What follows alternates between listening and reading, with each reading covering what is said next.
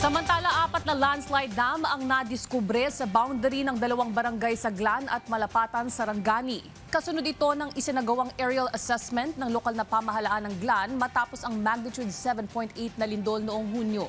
Yan ang ulat ni Regine Lanuza ng PTV Davao. Sa social media post ni Glan Sarangani Vice Mayor Victor James Yap Jr., makikita ang video na isinasagawang aerial assessment sa mga namuong landslide dam o artificial dam sa Barangay Mudan matapos ang naganap na magnitude 7.8 na lindol noong Hunyo. Ang naturang video ay nakuha gamit ang drone ng Philippine National Police Sarangani Mobile Force Company sa iba't ibang bahagi ng nasabing barangay. Dito nadiskubre ang 4 na landslide dam sa boundary ng Barangay Mudan at sa Pumasla na sakop naman ng bayan ng Malapatan. Malaking tulong ang hakbang na ito upang matukoy ang solusyon kung paano papahupain ang naipong tubig nang hindi na ilalagay sa panganib ang mga residente sa naturang barangay, maging sa mga karatig lugar. Dahil dito, napagpasyahan na hindi ligtas na magsagawa ng blasting. Sana na mag-istorya na negative ta sa blasting sa karon kay pinaka last option na ginato to kay delikado kayo ang blasting. Mano-manong paghukay ang isasagawa upang mapababa ang tubig sa mga nabuong artificial dam sa Sarangani. Napagkasunduan ito sa pagpupulong ng mga ahensya ng gobyerno at pamahalaang panlalawigan upang dahan-dahang maibsan ang pagbaha.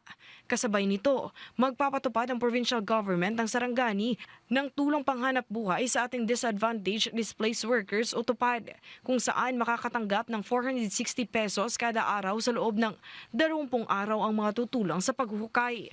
Mopadala pud ta sa LGU inubanan sa personal ni mayor namo mga kagawad og pangkaon konsumo ninyo dito sa area, no, tambal tanan, kits ninyo sa emergency kit ninyo tanan ipadala na muna dito sa area.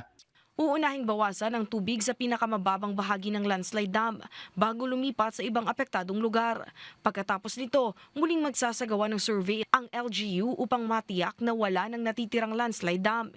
Inaasahang tatagal ng ilang linggo ang operasyon, kaya nananawagan ang LGU ng pakikipagtulungan sa mga residente. Antos na sa tagamay relocation lang sa data sa ta magstay hantod nga di namo mahurot ni kuhag tanan nga mga dam.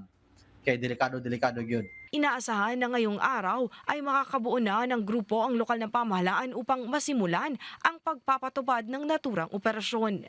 Mula sa PTV Davao, Regine Lanuza para sa Bayan.